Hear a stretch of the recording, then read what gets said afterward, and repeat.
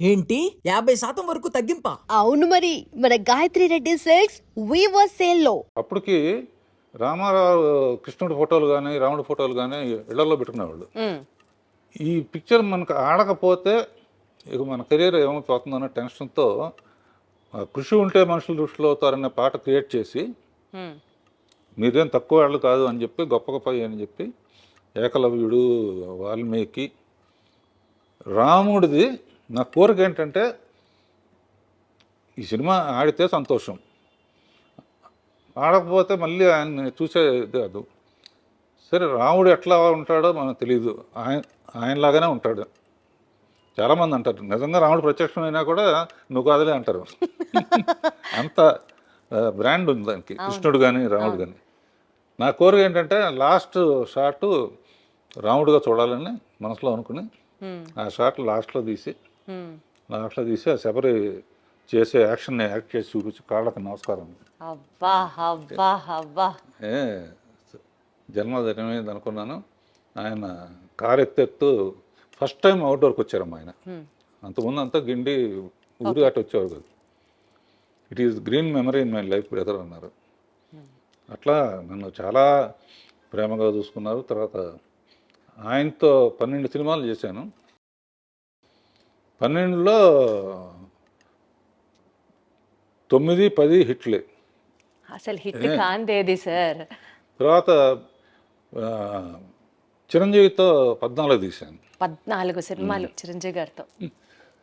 So నా అదృష్టం ఏంటంటే 3 తరాలతో చేశానమ్మా. అవును సార్. రామారావు, బాలకృష్ణ, మళ్ళీ తారకరత్న, మళ్ళీ నాగేశ్వరరావు, నాగార్జున, సుమంత్, కృష్ణ, మహేష్ బాబు, సోమబాబు కొడుకు రాలేదు కానీ తర్వాత శ్రీకాంత్ కొడుకుతో కూడా మళ్ళీ అసలు ఇంట్రడ్యూస్ చేసిందే మీరు. సూపర్ అసలు. అలా ఇది ఆల్ డెస్టినీ అమ్మా, నేను ప్లాన్ చేసింది కాదు. People are really blessed to work with you sir. నా అదృష్టం ఏంటంటే ఇంతవరకు ఏ హీరో కూడా నా డైరెక్షన్ అంటే ఆయన వద్దులేండి అనలా. ఎవరు సార్ అనేది ఆ మాట? ఎలా సార్ అంటారు ఆ మాట? నారాయణరావు నాది చాలా మంచి కాంబినేషన్ అమ్మా. నేను మాట్లాడను కాబట్టి నా తరపున ఆయన మాట్లాడేవాడు స్టేజ్ మీద. ఆయన పిక్చర్ ఒకటి ఆడితే నేను పోటీగా ఇంకో పిక్చర్, నాకు పోటీగా ఆయన ఇంకో పిక్చర్, ఇట్లా చాలా ఫ్రెండ్లీ వాతావరణంలో జరిగిందమ్మా. అప్పట్లో ఈ ఇండస్ట్రీ ఎలా ఉండేది సార్? అంటే సినిమా మార్కెటింగ్ పరంగా కావచ్చు, టాప్ హీరోస్ని సినిమాలు చేయడానికి కన్విన్స్ చేసే విధానం కావచ్చు, మీ డైరెక్టర్స్ మధ్యలో ఉండే ఆ పోటీతత్వం కావచ్చు, అంటే ఎలా ప్లాన్ చేసేవారు మీరు అప్పటి ఆ స్ట్రెస్ని, కాంపిటీషన్ని హ్యాండిల్ చేయడానికి? ఇప్పుడు రామారావు కానీ లేకపోతే వీళ్ళకి కానీ వాళ్ళకి కానీ గంటలు కథ చెప్పేవాళ్ళం కదమ్మా. చెప్పేవాళ్ళు కాదు. అంతకుముందు వాళ్ళు ఏం చేశారో మనం ఈసారి కొత్త డిఫరెంట్ ఏంటి, ఓ 20 minutes 30 minutesలో లైన్ ఓహో ఓకే అయిపోయిందమ్మా. లేకపోతే ఇంకోటి చూడండి అంటే అంతే. ఆ తర్వాత ప్రొడ్యూసర్స్ కూడా చాలా మంచి ప్రొడ్యూసర్సు. నాకు ఎంతసేపు ఏంటంటే ప్రొడ్యూసరు 100% నష్టపోకూడదు, రెస్పాన్సిబిలిటీ. ఎందుకంటే వాళ్ళు వడ్డీలకు తెచ్చి అది చేసి 100% సక్సెస్ అవ్వాలి అనే స్పిరిట్తో ఉండేది. అందుకనే మ్యాక్సిమం అడిగిన 38 daysలో తీసామమ్మా. అంతేనా? 38 రోజుల సినిమా అయిపోయింది. జ్యోతి 28 రోజులు.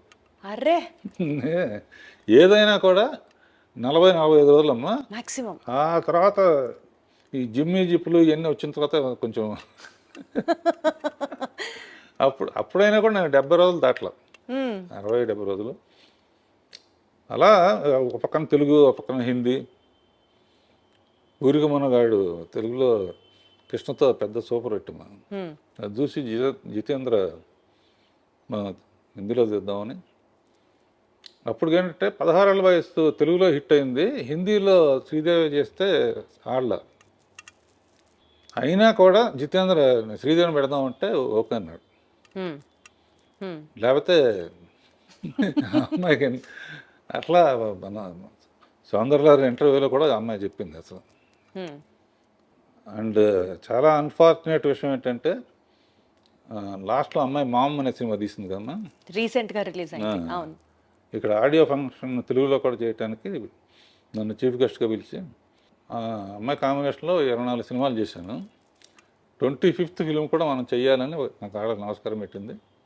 ఆ తర్వాత దేవలోకానికి వెళ్ళింది. అతిలోక సుందరి దేవలోకానికి వెళ్ళిపోయింది. చాలా ఇండస్ట్రీకి అంటే మ్యాక్సిమం సర్వ్ చేసింది. అట్లాంటి డెత్ ఉండకూడదు. అవును సార్, అవును సార్. ఇందాక మీరు చెప్పినట్లుగా శ్రీదేవి గారితో 24 సినిమాలు చేశారు, 11 సినిమాలు ఎన్టీఆర్ గారితో చేశారు, 14 సినిమాలు చిరంజీవి గారితో చేశారు. అసలు ఇట్లా చెప్పుకుంటూ పోతే ఏఎన్ఆర్ గారితో, శోభన్ బాబు గారితో, కృష్ణరాజు గారితో ఇట్లా చాలా సినిమాలు చేశారు కదా. అప్పట్లో ఆ హీరోస్లో ఉండేటువంటి ఆ చరిష్మాటిక్ ఎక్స్పీరియన్స్ మీతో ఎట్లా ఉండేది సార్? నాగేశ్వరరావు, రామారావు వాళ్ళు మా నాన్నగారు తరం అమ్మ. చాలా గౌరవంగా ఉండేది. వాళ్ళ ఎక్స్పీరియన్స్ మాతో షేర్ చేసుకోవటం. ఎందుకంటే వాళ్ళకి కూడా వాళ్ళకి ఆ టైంలో ఏంటంటే యంగ్ డైరెక్టర్స్ కావాలి వాళ్ళకి.